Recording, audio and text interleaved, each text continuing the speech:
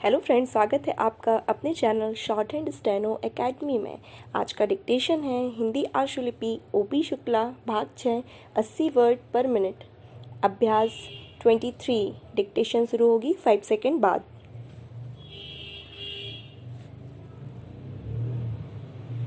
Start. सभापति महोदय, यह मामूली बात नहीं है।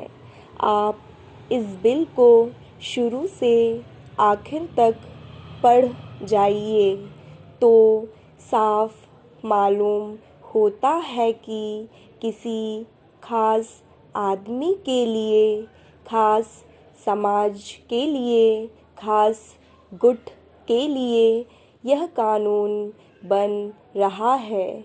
इसमें कहा गया है कि जहाज उद्योग को भी कर्जा दिया जाए, पहले नहीं दिया जाता था।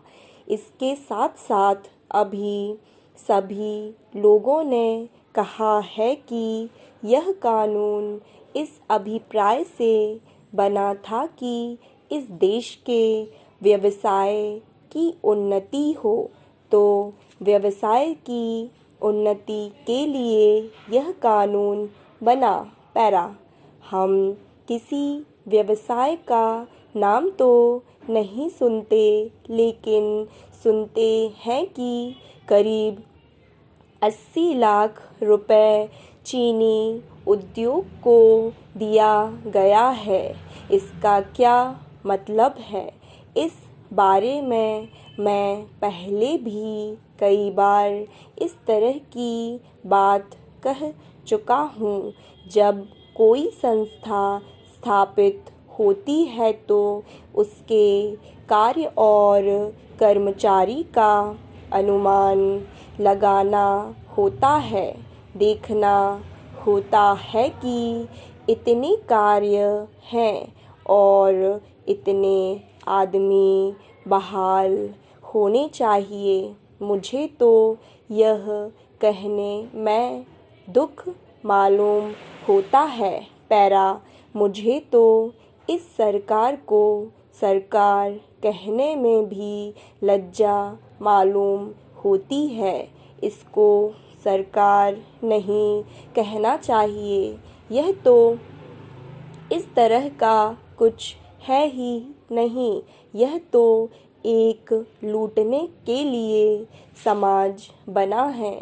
वह जो कानून बनाते हैं वह इसलिए नहीं बनाते हैं कि उससे देश को कोई लाभ हो। वह कानून इसलिए ज़रूरी है कि किसी काम के लिए किस आदमी को ले लें। इस मतलब से कानून नहीं बनता है, बल्कि इस मतलब से बनता है कि एक खास आदमी को उस रोजगार पर लगाना है, उसके लिए कानून बना देते हैं, उसके लिए विभाग खोल देते हैं, पद बना देते हैं और उस पर उस आदमी को बहाल कर देते हैं। इस काम के लिए यह कानून बनता है।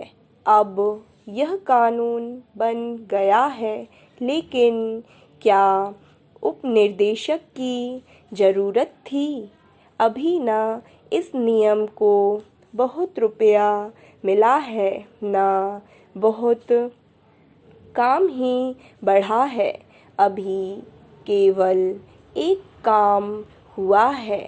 केवल चीनी व्यवसाय को रुपया मिला है, जो बिल्कुल उन्नतिशील व्यवसाय है। उसमें उन्नति के लिए रुपए की ज़रूरत नहीं थी। ऐसे ऐसे व्यवसाय की मदद होनी चाहिए थी जो कि पिछड़ी हालत में हैं। इन शब्दों के साथ अब मैं अपना भाषण समाप्त करता हूँ। मैं उम्मीद करता हूँ कि सरकार मेरी बातों पर कुछ विचार करेगी। स्टॉप।